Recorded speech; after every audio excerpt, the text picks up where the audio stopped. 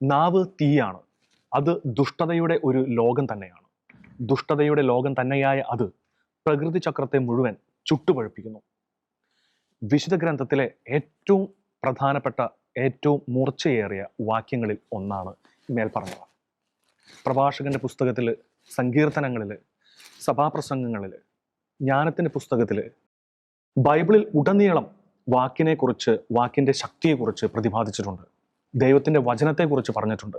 ദൈവത്തിന്റെ വചനം ശക്തിയാണെന്ന് പറഞ്ഞിട്ടുണ്ട്. അതേസമയം നാവിൽ നിന്ന് വരുന്ന വാക്ക് അത്രത്തോളം വിലപ്പെട്ടതാണ് എന്ന് പറഞ്ഞിട്ടുണ്ട്. യേശുക്രിസ്തു പറയുകയുണ്ടായി, നിങ്ങൾ പറയുന്ന ഒരു വ്യർത്ഥവാക്കിനും, മനുഷ്യൻ പറയുന്ന ഓരോ വ്യർത്ഥവാക്കിനും കണക്ക് കൊടുക്കേണ്ടി വരും. അതുപോലെ തന്നെ പഴയ നിയമത്തിൽ പറയുന്നുണ്ട്, നിങ്ങൾ വാളുകൊണ്ട് പ്രഹരിച്ചോളൂ, പക്ഷേ വാക്കുകൊണ്ട് പ്രഹരിച്ചാൽ ആ മുറിവ് ഉണങ്ങുവാൻ ബുദ്ധിമുട്ടാണ്. ഇങ്ങനെയൊക്കെ വിശുദ്ധ ഗ്രന്ഥത്തിൽ വാക്കിനെക്കുറിച്ച്, മനുഷ്യന്റെ സംസാരത്തെക്കുറിച്ച് കൃത്യമായി പറഞ്ഞിട്ടുണ്ട്. വിവിധ ജീവികളെയും ജീവിവർഗങ്ങളെയും മനുഷ്യൻ ഇണക്കിയിട്ടുണ്ട്. പക്ഷേ സ്വന്തം നാവിനെ ഇണക്കുവാൻ ആർക്ക് കഴിയും? സ്വന്തം നാവിനെ ഇണക്കുന്നവൻ, അല്ലെങ്കിൽ വാക്കിൽ തെറ്റുവരാത്തവൻ ശരീരത്തെ മുഴുവൻ നിയന്ത്രിക്കുന്നു എന്നാണ് വിശുദ്ധ ഗ്രന്ഥം വീണ്ടും പറഞ്ഞു വെച്ചിരിക്കുന്നത്. നാവിന്റെ ദുരുപയോഗം വളരെയധികം വർദ്ധിച്ചൊരു കാലഘട്ടത്തിലാണ് നമ്മൾ ജീവിക്കുന്നത്. മറ്റുള്ളവർക്ക് ഇടർച്ചയും കെണിയും നാശവുമായി, മറ്റുള്ളവരുടെ ജീവിതത്തിലെ തടസ്സവുമായി മാറിക്കൊണ്ടിരിക്കുന്ന ഒരു വസ്തുത തന്നെയാണ് നാവിന്റെ ദുരുപയോഗം. ഇന്നത്തെ സത്യവിശ്വാസം ചർച്ച ചെയ്യുന്നതും അതുതന്നെയാണ്. റോബിൻ, ഇന്നത്തെ കാലഘട്ടത്തിൽ നോക്കുകയാണെങ്കിൽ നാവ് അത്രത്തോളം വളരെ ഏറ്റവും ശരിക്കും പറഞ്ഞാൽ അത്രത്തോളം ശക്തിയുള്ളൊരു അവയവമാണ് ശരീരത്തിലെ, അത്രത്തോളം ശക്തിയുള്ള അവയവമാണ്. പലവിധ ആവശ്യങ്ങൾക്കായിട്ട് മനുഷ്യൻ ഉപയോഗിക്കുന്നു. അപ്പോൾ ഈ നാവിൻ്റെ ദുരുപയോഗം ഈ ലോകത്തെ എത്രമാത്രം ബുദ്ധിമുട്ടിലാക്കുന്നുണ്ട്. പഴയ ഒരു കാലഘട്ടം നോക്കുകയാണെങ്കിൽ ഒരു കാലഘട്ടത്തിൽ ലിപികൾ ഉണ്ടായിരുന്നില്ല. പിന്നീടാണ് ലിപികൾ വന്നത്. പിന്നീട് അതിനനുസരിച്ചുള്ള ഗ്രാമർ, അങ്ങനെയുള്ള കാര്യങ്ങളൊക്കെ വന്നു. ഇന്നത്തെ കാലഘട്ടത്തിൽ ഒരു സാങ്കേതിക വിദ്യയുടെ പ്രഭാവം മൂലം, അതിൻ്റെ ഒരു സഹായം മൂലം മറ്റു പല ഭാഷകളിലേക്കും മനുഷ്യൻ തൻ്റെ കൈയെത്തി പിടിക്കാൻ നോക്കിക്കൊണ്ടിരിക്കുകയാണ്. AI സാങ്കേതിക വിദ്യയുണ്ട്. അപ്പോൾ ഇന്നത്തെ കാലഘട്ടത്തിൽ എത്രത്തോളം നാവിനെ മനുഷ്യൻ നിയന്ത്രിക്കാൻ സാധിക്കുന്നുണ്ട്? പലപ്പോഴും എനിക്ക് തോന്നുന്നു ഈ നാവിനെ കുറിച്ച് നമ്മൾ പറയുമ്പോൾ ഈ നുണ പറയുന്നതാണ് ദൈവം വെറുക്കുന്ന ഏറ്റവും വലിയ തിന്മകളിലൊന്നാണ് നുണ എന്ന് പറയുന്നത്. നുണ പറയുന്നവൻ്റെ അധരത്തെ ദൈവം വെറുക്കുന്നു എന്നാണ് പറയുന്നത്. ഇതുപോലെ നുണയും ഏഷണിയും പറഞ്ഞു വരുത്തുന്ന ഒരുപാട് സംഭവങ്ങൾ ചരിത്രപരമായിട്ടുണ്ട്. അതിൻ്റെ ഏറ്റവും പ്രശസ്തമായ പ്രയോഗമാണ് ഗീബൽസിയൻ പ്രയോഗം എന്ന് പറയുന്നത്. നുണ പറയുക, നുണ പറഞ്ഞുകൊണ്ടേയിരിക്കുക, പറഞ്ഞ് അതിനെ സത്യമാക്കുക, നുണ പറഞ്ഞ് അതിനെ ആ നുണയെ സത്യമാക്കുന്ന രീതി. ഈ രീതി ഒരുപക്ഷെ ചരിത്രത്തിലേക്ക് നോക്കുകയാണെങ്കിൽ ഏറ്റവും അധികം ഇത് പ്രയോഗിച്ചിട്ടുള്ളത് കത്തോലിക്ക സഭയ്ക്കെതിരെയാണ്. ചരിത്രത്തിൽ നോക്കുകയാണെങ്കിൽ ഏറ്റവും അധികം എല്ലാ കാലത്തും സഭ ഇതുപോലെ ഏഷണിയും നുണയും പറഞ്ഞു വരുത്തുന്ന ഒരുപാട് ആളുകൾ സഭയ്ക്കെതിരെ നിന്നിട്ടുണ്ട്. അതിൻ്റെ പേരിൽ സഭ ഒരുപാട് കഷ്ടതകൾ അനുഭവിച്ചിട്ടുമുണ്ട്. പക്ഷേ ആ നുണയും ഏഷണിയും പറഞ്ഞു വരുത്തിയ ആളുകൾ മൺമറഞ്ഞു പോയി എന്നും ഇന്നും സഭ ഏറ്റവും ശക്തമായിട്ട്, ലോകത്തിലെ ഏറ്റവും ശക്തമായിട്ട് നിലനിൽക്കുന്നു എന്നുള്ളതും ഇന്നും അത് വളർന്നുകൊണ്ടിരിക്കുന്നു എന്നുള്ളതുമാണ് ഇതിനുള്ള ഏറ്റവും പ്രധാനപ്പെട്ട കാര്യങ്ങൾ. ഇപ്പോൾ ചരിത്രത്തിലേക്ക് നോക്കുകയാണെങ്കിൽ ആദ്യ കാലഘട്ടങ്ങളിൽ ക്രിസ്തു മരിച്ചതിന് ശേഷം ക്രിസ്തുവിനെതിരെ യഹൂദർ നുണ പറഞ്ഞ് ഈ കുരിശിലേക്ക് കൊണ്ടുവന്നത് എങ്ങനെയാണ് എന്നുള്ളത് ബൈബിളിലൂടെ നമ്മൾ നമുക്കറിയാവുന്ന കാര്യമാണ്. അതിനുശേഷം പിന്നീട് ഈ റോമ സാമ്രാജ്യത്തിൻ്റെ ചരിത്രത്തിലേക്ക് വരികയാണെങ്കിൽ ക്രിസ്ത്യാനികൾ പലയിടങ്ങളിലും പോയി സുവിശേഷം പ്രസംഗിക്കാൻ തുടങ്ങിയ അതേപോലെ തന്നെ മറുവശത്ത് നുണപ്രചാരണവും തുടങ്ങിയിട്ടുണ്ട് എന്നുള്ളതാണ്. ക്രിസ്ത്യാനികളെക്കുറിച്ച് പലയിടങ്ങളിലും ഒരുപാട് നുണപ്രചാരണങ്ങൾ നടത്തുകയും ക്രിസ്ത്യാനികൾ പലപ്പോഴും സ്ത്രീഹന്മാരടക്കം ജയിലിൽ പോവുകയും ചാട്ടവാറടി ഏൽക്കുകയും ചെയ്യുന്ന ഒരുപാട് സംഭവങ്ങൾ ഉണ്ടായിട്ടുണ്ട്. അതിനുശേഷം പിന്നീട് റോമിലെ എല്ലാ ഇടങ്ങളിലേക്കും ക്രിസ്ത്യാനിറ്റി വ്യാപിക്കുന്ന സാഹചര്യത്തിൽ നീറോ ചക്രവർത്തി ചരിത്രത്തിലെ ഏറ്റവും കൂടുതൽ ക്രിസ്ത്യാനികളെ വളരെ ക്രൂരമായി പീഡിപ്പിച്ച ഭരണാധികാരി നീറോ ചക്രവർത്തി, അദ്ദേഹത്തിൻ്റെ കാലഘട്ടത്തിലേക്ക് വരുമ്പോൾ റോമിൽ തീപിടുത്തം ഉണ്ടാവുകയും ആ തീപിടുത്തത്തിൻ്റെ പുറകിൽ ക്രിസ്ത്യാനികളാണ് എന്ന് പറഞ്ഞു വരുത്തുകയും അതിനുശേഷം ക്രൂരമായ മതപീഡനം അഴിച്ചുവിടുകയും ചെയ്യുന്നൊരു കാലമുണ്ട്. ശരിക്കും ക്രിസ്ത്യാനിറ്റി അവസാനിക്കണമെന്നുണ്ടായിരുന്നെങ്കിൽ അവസാനിക്കേണ്ടത് അന്നായിരുന്നു. അതുപോലെ പീഡനങ്ങൾ നമുക്ക് ചരിത്രത്തിൽ വായിച്ചെടുക്കാൻ കഴിയും. ആ കാലഘട്ടത്തിൽ ഏറ്റവും ശക്തമായിട്ട് സഭ ഉയർത്തെഴുന്നേറ്റ് എന്നുള്ളത് ആ ഭീഷണികൾ, ആ ഏഷണികളെ എല്ലാം അതിജീവിച്ച്, ആ നുണപ്രചാരണങ്ങളെ അതിജീവിച്ച് സഭ വന്നു എന്നുള്ളത്.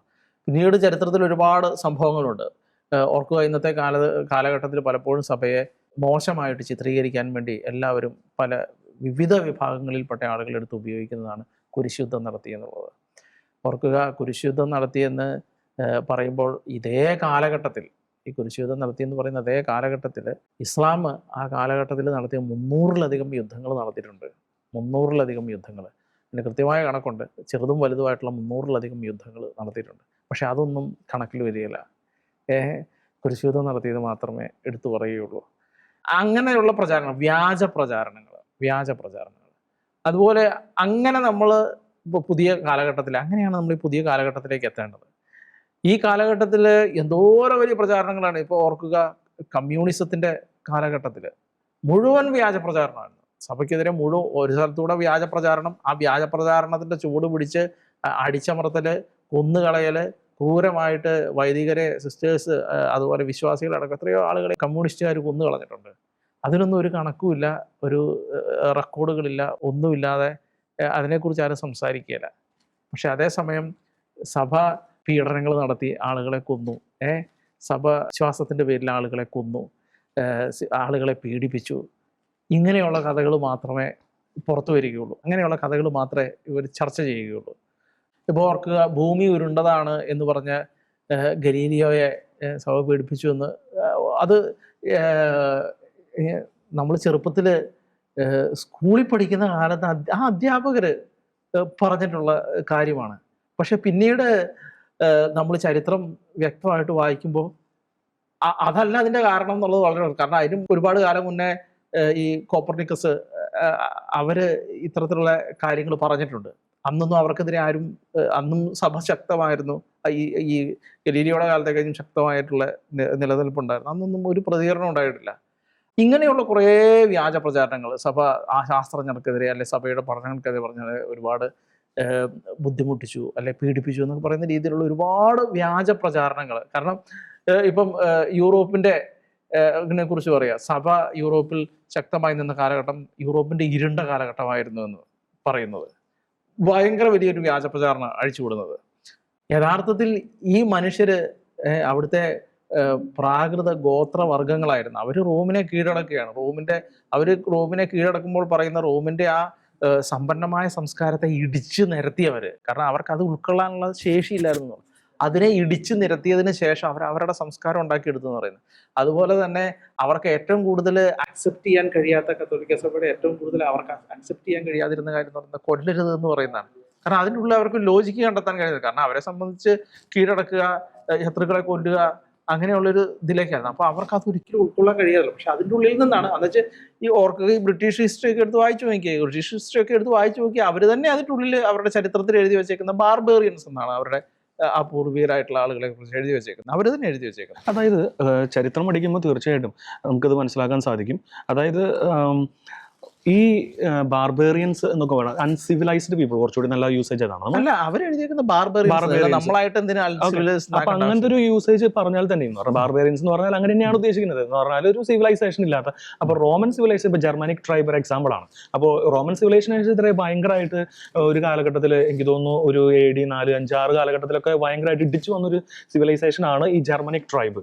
ആ ജർമ്മനിക് ട്രൈബിനെ ശരിക്കും പറഞ്ഞാൽ ഈ സിവിലൈസ്ഡ് ആക്കാൻ ശരിക്കും യത്നിച്ചതാരാണ്? അവിടെയാണ് ശരിക്കും പറഞ്ഞാൽ ഇപ്പോൾ മിസ്റ്റർ റോബിൻ പറഞ്ഞ പോലെ തന്നെ കത്തോലിക്ക സഭയുടെ പ്രാധാന്യം അവിടെ വരുന്നത് നമുക്ക് മനസ്സിലാക്കാൻ സാധിക്കും. എന്നുവെച്ചാൽ അങ്ങനെയുള്ള ആളുകളെ ഈ സാംസ്കാരികമായിട്ടുള്ള ഉന്നതിയിലേക്ക് കൊണ്ടുവന്ന കാലഘട്ടമാണ് ഇവർ ഈ ഇരുണ്ട കാലഘട്ടം എന്ന് വിളിക്കുന്നത്. അതിന് അവർ പഴി ചുമത്തുന്ന ആരുടെ മുകളില? അതും കത്തോലിക്ക സഭയുടെ പ്രശ്നമായിട്ടാണ് ഇരുണ്ട കാലഘട്ടം. കത്തോലിക്ക സഭയുടെ പീഡനമുറകൾ, വിശ്വാസത്തിന് വേണ്ടി ആളുകളെ പീഡിപ്പിച്ച സമയങ്ങൾ, ഈ സമയമാണ് ഈ ഇരുണ്ട കാലഘട്ടം എന്ന് പറയുന്നത്. പക്ഷെ അവർ പലപ്പോഴും വിസ്മരിക്കുന്നത് ഇങ്ങനെയുള്ള ചരിത്രം. കാരണം അതിനുശേഷം ഈ കത്തോലിക്ക സഭയെ പ്രിസർവ് ചെയ്ത് വെച്ച റോമിൻ്റെ കാലഘട്ടത്തിലെ പുസ്തകങ്ങളൊക്കെ, ഗ്രീക്ക് പുസ്തകങ്ങളും ഫിലോസഫികളും എല്ലാം അതിനുശേഷം ഇവർ ഇതിൻ്റെ ഉള്ളിലേക്ക്, ഈ കത്തോലിക്ക സഭയിലേക്ക് വളരെ ആഴത്തിലെത്തിയതിന് ശേഷം ആ ലൈബ്രറികളെല്ലാം തുറന്ന് പിന്നെ ആ പഠനങ്ങൾ, പിന്നെ കോളേജുകൾ, സ്കൂളുകളിലൂടെ എല്ലാം ആ പഠനങ്ങൾ നടത്തി അങ്ങനെയാണ് ഇവരെ ഈ കൾച്ചേർഡ് ആയിട്ടുള്ള ഇത്രയും ഉന്നതിയിലേക്ക് എത്തിക്കുന്നത്. അത് ശരിക്കും പറഞ്ഞാൽ യൂറോപ്പിന്റെ കാര്യത്തിൽ മാത്രമല്ല, ഈ ക്രൈസ്തവ വിശ്വാസം എവിടേക്ക് എത്തിയിട്ടുണ്ടോ അവിടെയൊക്കെ ആൾക്കാർ സിവിലൈസ്ഡ് ആയിട്ടുണ്ട് മിക്ക സ്ഥലങ്ങളിലും. അത് മെക്സിക്കോ ആയിട്ട്, മെക്സിക്കോ നമുക്കറിയാം അവിടുത്തെ ഉള്ളൊരു സിവിലൈസേഷൻ, മായൻ സിവിലൈസേഷനെ നമുക്കറിയാം, നഹ്വാത്തൽ ലാംഗ്വേജ് ഒക്കെ സംസാരിച്ചിരുന്ന ഒരു കാലഘട്ടം. അതുപോലെ തന്നെ എൽ സാൽവദോർ, ഈ സ്ഥലങ്ങളൊക്കെ ലാറ്റിൻ അമേരിക്ക, സെൻട്രൽ അമേരിക്ക, അങ്ങനെ സൗത്ത് അമേരിക്ക, അതുപോലെ അമേരിക്ക എടുത്ത് നോക്കുക, ഫ്രഞ്ച്, യൂറോപ്യൻ, അതുപോലെ തന്നെ സ്പെയിൻ ഇൻവേഷൻ വരുന്നുണ്ട്. അങ്ങനെ ഈ കാനഡ ഭാഗങ്ങളൊക്കെ അവിടെയൊക്കെ ഈ ഒരു അമേരിക്ക എന്ന് പറഞ്ഞൊരു രാജ്യം ഡെവലപ്പ് ആയി തന്നെ ഈ ഒരൊറ്റ കാര്യത്തിൽ തന്നെയാണ്. അത് നമുക്കറിയാം, ഈ റൂട്ടിലൊക്കെ അറിയാം. അപ്പോൾ ഈ ഒരു ബൈബിൾ പറയുന്നുണ്ടല്ലേ, നുണ വികൃതമായ ഒരു കറയാണെന്ന് പറയാണ്. അത് പ്രഭാഷകന്റെ പുസ്തകത്തിൽ തന്നെ പറയുന്ന ഒരു കാര്യം തന്നെയാണ്. അപ്പൊ ഇന്നത്തെ ഒരു കാലഘട്ടത്തിൽ നമുക്ക് നോക്കുകയാണെങ്കിൽ എന്തുകൊണ്ടായിരിക്കും ഈ കത്തോലിക്ക സഭയ്ക്കെതിരെ അല്ലെങ്കിൽ സത്യത്തിനെതിരെ നുണ ഭയങ്കരമായിട്ട് പ്രചരിക്കുന്നത്? ഇപ്പോൾ നമ്മളൊരു പഴഞ്ചൊല്ലി കേൾക്കാറില്ലേ, നുണ ലോകം ചുറ്റി സഞ്ചരിക്കുമ്പോൾ സത്യം ചെരിപ്പിടുന്നു, അങ്ങനെയാണ് അതിൻ്റെ ഒരു പഴഞ്ചൊല്ലെന്ന് തോന്നുന്നു. അപ്പൊ അങ്ങനത്തെ ഒരു കേൾക്കാറില്ലേ? എന്തുകൊണ്ടായിരിക്കും നുണയ്ക്ക് ഇത്രയധികം പ്രചാരണം കിട്ടുന്നത്? നുണ ഒരു പ്രാവശ്യം ലോകം ചുറ്റി വരുമ്പോൾ സത്യം ചെരിപ്പിടുക എന്നുള്ള ഒരു കാര്യമാണ്. പക്ഷേ ഇതിനുള്ളിൽ ഒരു കാര്യമുള്ളത്, ശാശ്വതമായിട്ട് എന്ത് നിലനിൽക്കുന്നു എന്നുള്ളതാണ്. ശാശ്വതമായി നിലനിൽക്കുന്നത് സത്യം മാത്രമാണ്.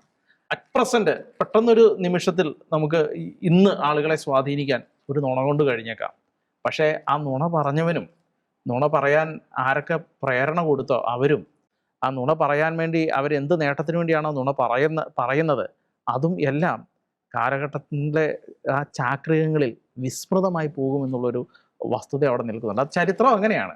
അങ്ങനെ സംഭവിച്ചതെല്ലാം വിസ്മൃതമായി പോയിട്ടുണ്ട്. അത് തന്നെയാണ് നമ്മുടെ ഏറ്റവും കൂടുതൽ ഉദാഹരണം എടുത്തു പറയുന്ന സഭയെ തന്നെയാണ്, കത്തോലിക്ക സഭയെ തന്നെയാണ്. കത്തോലിക്ക സഭയ്ക്കെതിരെ എത്രത്തോളം ഈ കമ്മ്യൂണിസത്തിൻ്റെ ഒക്കെ കാലഘട്ടത്തിൽ കത്തോലിക്ക സഭ എന്തിനാണ് എന്ന് പോലുമുള്ള രീതിയിലേക്ക് ആളുകൾ ചിന്തിക്കാൻ തുടങ്ങിയത്. അതുപോലെ കമ്മ്യൂണിസം പടർന്നു പിടിച്ചിരുന്നു. ഇടതുപക്ഷ ചിന്താഗതികൾ ഇന്നും യൂറോപ്പിൽ അതിൻ്റെ ഉണ്ട്, പടർന്നു പിടിച്ചിരുന്നു. ആ സമയങ്ങളിൽ കത്തോലിക്ക വിശ്വാസം പോലും എന്തിനാണ് എന്ന് ഒരുപാട് ആളുകൾ ചിന്തിച്ച് കത്തോലിക്ക വിശ്വാസം ഉപേക്ഷിച്ച കാലഘട്ടം ഉണ്ടായിരുന്നു. പക്ഷേ ആ കമ്മ്യൂണിസത്തിന് എന്ത് സംഭവിച്ചു?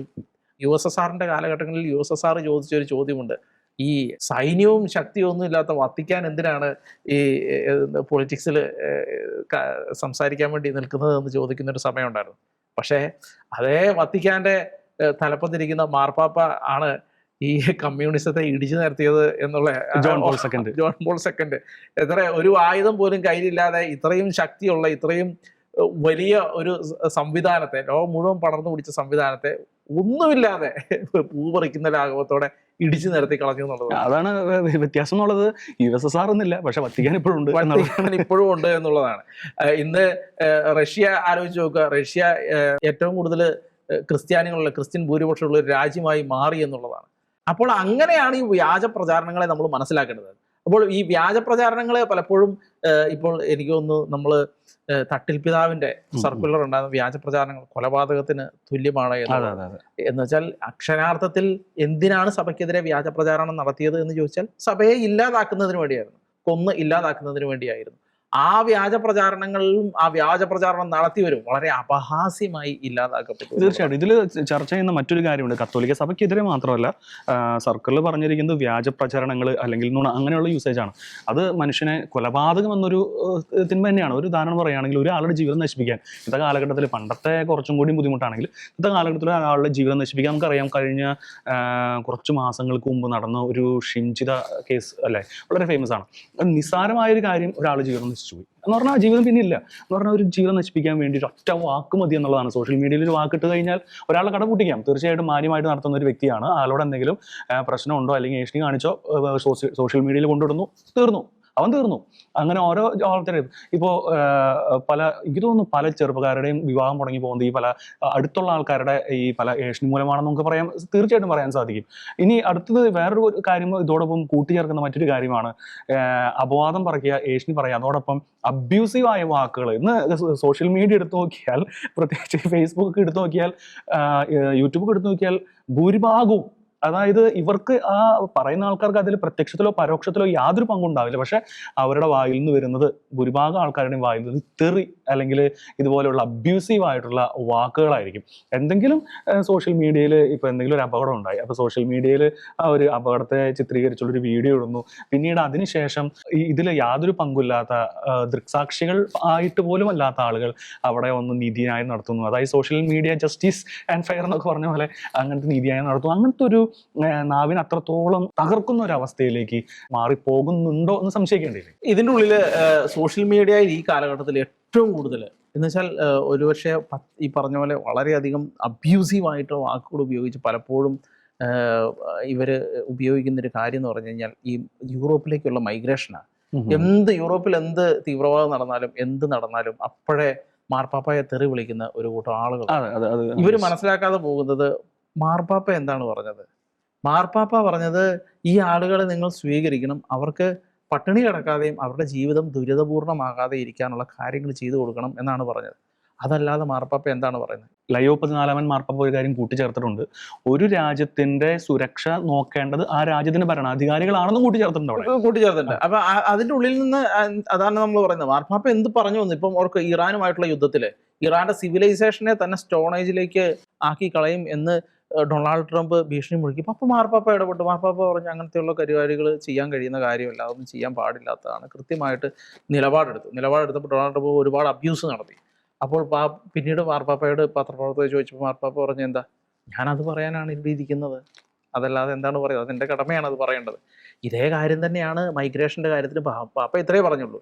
ഈ രാജ്യങ്ങളോട് പാപ്പ പറഞ്ഞിട്ടില്ല നിങ്ങളുടെ രാജ്യത്തേക്ക് ഇവരെ എടുത്തു വെച്ചിട്ട് നിങ്ങളുടെ സ്വന്തം പൗരന്മാരെക്കാൾ അധികമായിട്ട് ബെനിഫിറ്റ് കൊടുത്ത് ഇവരെ സ്റ്റാർ ഹോട്ടലുകളിൽ താമസിപ്പിക്കാനെന്നൊന്നും മാർപ്പാപ്പ പറഞ്ഞിട്ടില്ല. പിന്നെ മാത്രമല്ല വിവേകത്തോടെ തിരഞ്ഞെടുക്കാനും കൂടി പറഞ്ഞു. ഇതെല്ലാം എന്ന് വെച്ചാൽ അവർക്ക് ആവശ്യമുള്ളത്, അവർക്ക് അവരുടെ ജീവിതത്തിൽ അവർ കഷ്ടപ്പെടാതെയും ബുദ്ധിമുട്ടാതെ ഈ പട്ടിണി കിടക്കുന്ന മനുഷ്യർ, പട്ടിണി കിടന്ന അവരുടെ മക്കൾ മരിച്ചു പോകുമ്പോൾ, ഭക്ഷണം കിട്ടാതെ അവർ മരിച്ച ആളുകൾ പട്ടിണി മൂലം മരിച്ചു പോകുമ്പോൾ അവരെ നിങ്ങൾ നോക്കേണ്ടത് നിങ്ങളുടെ കടമയാണ് എന്നാണ് പാപ്പ പറഞ്ഞത്. അല്ലാതെ നിങ്ങളുടെ രാജ്യം നശിക്കുന്ന രീതിയിൽ അവരെ കൊണ്ടുവന്ന് വെച്ചിട്ട് അവർക്ക് ബെനിഫിറ്റ് കൊടുക്കാനെന്ന് പറഞ്ഞില്ല.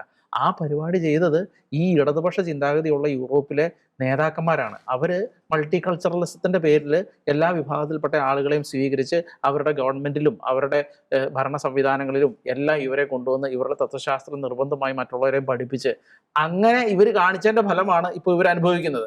അതിന് പലപ്പോഴും എന്ന് വെച്ചിട്ട് ഈ സോഷ്യൽ മീഡിയയിൽ പലപ്പോഴും കുറ്റപ്പെടുത്തുന്നത് ആരാ?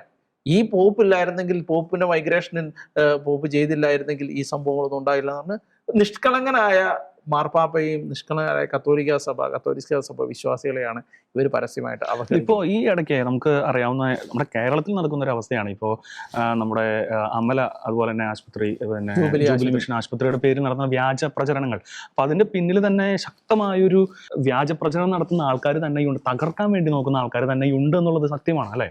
അതിൻ്റെ ഉള്ളിൽ വളരെ വളരെ വ്യക്തമാണ്. കാരണം എന്ന് വെച്ച് കഴിഞ്ഞാൽ ഇതിന്റെ പേരിൽ ഈ ഒന്നാമത്തെ കാര്യം ഇവരുടെ ക്യാരക്ടർ, ഇവരുടെ സ്വഭാവം എന്താണ്, ഈ വ്യക്തികളുടെ സ്വഭാവം എന്താണ് എന്നുള്ളത് ഇവരുടെ വാക്കുകളിൽ നിന്ന് തന്നെ വ്യക്തമാണ്. ഇവര് ശാപവും വെറുപ്പും വിദ്വേഷവും നിറഞ്ഞ വാക്കുകളാണ് ഇവരുടെ വായിൽ നിന്ന് വരുന്നത് തന്നെ. അത് സഭയ്ക്കെതിരെ, സഭയുടെ സംവിധാനങ്ങൾക്കെതിരെ, ബിഷപ്പിനെതിരെ, അതുപോലെ അച്ഛന്മാർക്കെതിരെ, അതുപോലെ മൊത്തത്തിൽ ക്രിസ്ത്യാനികൾക്കെതിരെയാണ്. എന്ന് വെച്ചാൽ അങ്ങനെ അബ്യൂസീവ് ആയിട്ടുള്ള ഒരു മെന്റാലിറ്റിയിൽ നിൽക്കുന്ന മനുഷ്യരാണ് ഇവരെന്ന് പറയുന്നത്. ഇവർക്ക് കൃത്യമാണ്, ഇവർക്ക് ശമ്പളം കൂട്ടണം എന്നുണ്ടെങ്കിൽ, ഇവരുടെ അടിസ്ഥാന ശമ്പളം കൂട്ടണം എന്നുണ്ടെങ്കിൽ അത് സ്വകാര്യ ആശുപത്രികളിലല്ല ചെയ്യേണ്ടത്, അത് ഗവൺമെന്റ് ആണ് ചെയ്തത്. ഗവൺമെന്റ് ഈ ശമ്പളം കൂട്ടി ഇത്ര ശമ്പളം കൊടുക്കണം എന്ന് പറഞ്ഞാൽ അത് കൊടുക്കാൻ ഈ സംസ്ഥാനത്തെ മുഴുവൻ ആശുപത്രികളും ബാധ്യസ്ഥരാണ്. അത് ചെയ്യാതെ അമലയുടെയും ജൂബിലിയുടെയും മാത്രം മുതുകത്ത് കയറുക എന്ന് പറയുന്നത് അത് തികച്ചും അന്യായമാണ്. അത് സാമാന്യബോധമുള്ള മനുഷ്യന് മനസ്സിലാക്കാവുന്നതാണ് ഇത് അന്യായമാണെന്ന്. കേരളത്തില് ഈ അമലയും ജൂബിലി മാത്രമല്ല, ധാരാളം പ്രൈവറ്റ് ഹോസ്പിറ്റലുണ്ട്. അവിടെ മാത്രമേ അവിടെ എന്ത് പോകാത്തതാണ്. ഇതിനും ഒരുപാട് ശമ്പളം കുറവ് കൊടുക്കുന്ന ഒരുപാട് ആശുപത്രികൾ കേരളത്തിൽ അങ്ങോളം ഇങ്ങോളം ഉണ്ട്. പക്ഷെ അവിടെ ഒന്നും ചെയ്യാതെ ഇവിടെ മാത്രം സമരം നടത്തുകയും ഇവിടുത്തെ പ്രവർത്തനങ്ങളെ തടസ്സപ്പെടുത്താൻ ശ്രമിക്കുകയും ചെയ്യുന്നു എന്നുള്ളത് അത് സാമാന്യബോധമുള്ള ഒരു വ്യക്തിക്ക് മനസ്സിലാകും ഇതിൻ്റെ ഉള്ളിൽ എത്രത്തോളം അനീതിയുണ്ട് എന്നുള്ളത്. അതിന് പിന്നാലെ നടത്തുന്ന ഈ വ്യാജ പ്രചാരണങ്ങളുണ്ട്. എത്രയോ വ്യാജ പ്രചാരണങ്ങളാണ് നടത്തുന്നത്. ബിഷപ്പ് ഇപ്പോൾ ഏറ്റവും അടുത്തത് ബിഷപ്പ് ഈ അനുരഞ്ജനത്തിന് വിളിച്ചു, അന്നുവെച്ചിട്ട് കാര്യങ്ങൾ ചെയ്തില്ല എന്ന് പറഞ്ഞു. യഥാർത്ഥത്തിൽ ഇവർ ഈ സമരം നടത്തുന്ന ആളുകൾ അങ്ങോട്ട് ചോദിച്ച് ബിഷപ്പിന്റെ അപ്പോയിന്റ്മെന്റ് മേടിച്ച് ചർച്ച നടത്താൻ ചെന്നതാണ്. അന്ന് വെച്ചിട്ട് അവര് എന്ത് ചെയ്തു, മനഃപൂർവ്വം ഈ ബിഷപ്പിനെ കരിവാരി തേക്കാൻ വേണ്ടിയിട്ട് എന്ന് വെച്ചിട്ട് പിന്നീട് അവർ നടത്തിയ പ്രചാരണങ്ങൾ നോക്കുക, എത്ര മോശമായിട്ടാണ് ബിഷപ്പിനെ അവർ ഇത് ചെയ്ത്. ബിഷപ്പ് അവരെ കേൾക്കുക, ബിഷപ്പിന്റെ എളിമുണ്ട്, അവർക്ക് ബിഷപ്പിന് ജൂബിലിക്കും അമലയ്ക്കും അതിന്റെ അഡ്മിനിസ്ട്രേഷൻ ഉണ്ട്, അഡ്മിനിസ്ട്രേഷൻ ഹെഡ് ഉണ്ട്, അങ്ങനെ കാര്യങ്ങളെല്ലാം ഉണ്ട്. ആ ഇടത്ത് പോയിട്ട് ബിഷപ്പിന് ശരിക്കും ഇവരെ കേൾക്കേണ്ട ആവശ്യമില്ല. പക്ഷെ അദ്ദേഹത്തിന്റെ എളിമ കൊണ്ട് അദ്ദേഹം പോയി, അവർ പറഞ്ഞ പോലെ അവർ കേട്ട് കഴിഞ്ഞ് വെച്ചിട്ട് അതിനെ അവരെന്തിനുപയോഗിച്ചു? കാരണം ഓൾറെഡി ബിഷപ്പിനെതിരെ വ്യാജ പ്രചാരണം നടത്തുന്നുണ്ട്.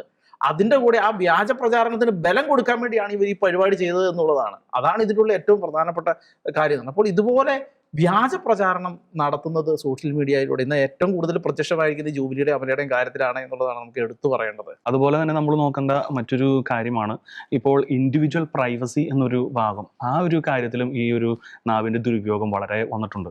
ഇപ്പോൾ ഇത് ഒരു പൊതുവായിട്ടുള്ള കാര്യമാണ്, സഭയുടെ കാര്യമാണ്. ഇനി ഓരോരുത്തരുടെ ഇൻഡിവിജ്വൽ പ്രൈവറ്റ് ലൈഫിലേക്ക് പോകുമ്പോൾ അത് എത്രത്തോളം ബാധിക്കുന്നുണ്ട്. ഇന്നത്തെ കാലഘട്ടത്തിൽ കുറച്ചും കൂടി എടുത്തു പറയുകയാണെങ്കിൽ ഡൈവോഴ്സ് കേസുകൾ വളരെ വർദ്ധിക്കുന്ന ഒരു സമയമാണ്. അത് കൂടുതലായിട്ടും വർദ്ധിക്കുന്നത് നമ്മുടെ പ്രവൃത്തി കൊണ്ട് എന്നതിനേക്കാളുപരി വാക്കുകൊണ്ടുള്ള പ്രശ്നങ്ങൾ കൊണ്ടാണെന്നാണ് കൂടുതലും സർവേ റിപ്പോർട്ടുകളൊക്കെ വരുന്നത്. പറഞ്ഞാൽ സർവേ റിപ്പോർട്ട് എന്ന് വെച്ച് കഴിഞ്ഞാൽ നമുക്കറിയാവുന്ന പല കാര്യങ്ങളും പറയുന്നത് അങ്ങനെയാണ്. അപ്പോൾ വാക്കുകൾ കൊണ്ട് ഇങ്ങനെ അവൻ പറഞ്ഞു, അതുകൊണ്ട് എനിക്കത് ക്ഷമിക്കാൻ സാധിക്കില്ല, അല്ലെങ്കിൽ അത് എന്തുകൊണ്ടാണ് നമ്മളങ്ങനെ പറഞ്ഞത്, അത്രത്തോളം ഫ്രസ്ട്രേറ്റഡ് ആയിട്ടൊരു കമ്മ്യൂണിറ്റി ആയിട്ട് ലോകം മാറുന്നുണ്ടോ സംശയിക്കുന്നില്ല. അതോടൊപ്പം തന്നെ ഈ ഭയങ്കര ബിസി ആയിട്ടുള്ള, എപ്പോഴും ബിസി, അത് ഇതെന്ന് പറഞ്ഞൊരു ബിസി ആയിട്ടുള്ള, എന്താണ് ഇത്ര വലിയ ബിസി, ദൈവത്തിനില്ലാത്ത ഇത്ര ബിസി മനുഷ്യനുണ്ടോ? അപ്പോൾ അത്രത്തോളം ഒരു ബിസി ആയിട്ടുള്ള ലോകത്തിലേക്ക് ചേരുമ്പോൾ അത്രത്തോളം വ്യഗ്രത ആണ് നല്ല വാക്കല്ലേ, വ്യഗ്രത. ബൈബിൾ പറയുന്നുണ്ട്, സുബലോലുപത, വ്യഗ്രത, അങ്ങനെ കുറച്ച് വാക്കുകളൊക്കെ പറഞ്ഞിട്ടുണ്ട്. അപ്പോൾ ഈ ഒരു വ്യഗ്രത മനുഷ്യനെ ഫ്രസ്ട്രേറ്റഡ് ആക്കുന്നു. അങ്ങനെ ഫ്രസ്ട്രേറ്റഡ് ആയിട്ടൊരു ലോകമായിട്ട് മാറുന്നു. ആ ഫ്രസ്ട്രേഷനിൽ നിന്നാണ് ഒരുപക്ഷെ കുറേയൊക്കെ അബ്യൂസീവ് വാക്കുകൾ വരുന്നത് എന്ന് പറയാൻ സാധിക്കില്ലേ? ഒരുപക്ഷെ ഒരു മനുഷ്യൻ്റെ അല്ലെങ്കിൽ കുടുംബജീവിതമൊക്കെ കുറേ തകർന്നു പോകുന്നത് വാക്കിൻ്റെ ഒരു അബ്യൂസീവ് അല്ലെങ്കിൽ അതിൻ്റെ നാവിൻ്റെ ഒരു ദുരുപയോഗം കൊണ്ട് തന്നെയാണെന്ന് പറയാൻ സാധിക്കില്ല. തീർച്ചയായിട്ടും നാവിൻ്റെ ഉപയോഗം വളരെ പ്രധാനമാണ് കുടുംബജീവിതത്തിൽ. നാവിനെ കൃത്യമായിട്ട് ഉപയോഗിച്ചില്ലെങ്കിൽ, കാരണം ഹൃദയത്തിൽ മുറിവേൽപ്പിച്ചു കഴിഞ്ഞാൽ അത് ഒരുപാട്, നമ്മൾ ദേഹത്ത് മുറിവേൽപ്പിക്കുന്ന പോലെയല്ല. ദേഹത്ത് മുറിവേൽപ്പിക്കുന്നത് അത് മരുന്നുപയോഗിച്ച് മാറ്റിയെടുക്കാൻ കഴിയും. ഹൃദയത്തിൽ മുറിവേൽപ്പിക്കുന്നത് പലപ്പോഴും അതിനെ മാറ്റിയെടുക്കാൻ വലിയ മരുന്നുകളില്ല എന്നുള്ളതാണ്. ഈവൻ ഹിപ്നോട്ടിസം നടത്തി കാര്യങ്ങൾ ചെയ്താൽ പോലും അതിൻ്റെ റൂട്ട് കോസ് ഒരിക്കലും പോവുകയില്ല എന്ന് പറയും. അപ്പോൾ വാക്കുകൾ കൊണ്ട് മുറിവേറ്റിട്ട് ആണ് ഭൂരിഭാഗം ബന്ധങ്ങളിലും ഇടർച്ചയുണ്ടാകുന്നത്, ഭൂരിഭാഗം ബന്ധങ്ങളിലും സ്നേഹബന്ധങ്ങൾ തകർന്നു പോകുന്നത്. ആ വാക്ക് ഇപ്പം അതുകൊണ്ട് തന്നെ നാവിനെ നിയന്ത്രിച്ചാൽ ഒരുപാട് ബന്ധങ്ങളെ നിലനിർത്തുക എന്നുള്ളത് ഏറ്റവും എളുപ്പമാണ് എന്നുള്ളതാണ്. ചർച്ച ചെയ്തതിൻ്റെ വെളിച്ചത്തിൽ നാവ് അത്രത്തോളം സംരക്ഷിക്കപ്പെടേണ്ട ഒരു അവയവമാണ്. അതേസമയം ലോകത്തെ മുഴുവനും ചുട്ടുപഴുപ്പിക്കുന്നതിൽ നാവിനുള്ള പ്രാധാന്യം വളരെ വലുതാണ്. ഒരേ നാവ് കൊണ്ട് ദൈവത്തെ വിളിക്കുകയും അതേ നാവ് കൊണ്ട് തന്നെ മറ്റൊന്നിനെ ശപിക്കുകയും ഏഷ്ണിപ്പെടുത്തുകയും അല്ലെങ്കിൽ കള്ളസാക്ഷ്യം പറയുന്ന ഒരവസ്ഥ നമ്മുടെ ലോകത്തിൽ മനുഷ്യരുടെ ഇടയിൽ, പ്രത്യേകിച്ച് ക്രൈസ്തവരുടെ ഇടയിലൊക്കെ വളരെ വർദ്ധിച്ചിട്ടുണ്ട്. അർദ്ധസത്യങ്ങൾ നാടുവാഴുന്ന ഈ കാലഘട്ടത്തിൽ നാവിൻ്റെ ദുരുപയോഗം നമ്മളെ ഒരിക്കലും ഭരിക്കാതിരിക്കട്ടെ. നാവിനെ ഇണക്കുവാൻ മനുഷ്യന് സാധിക്കട്ടെ.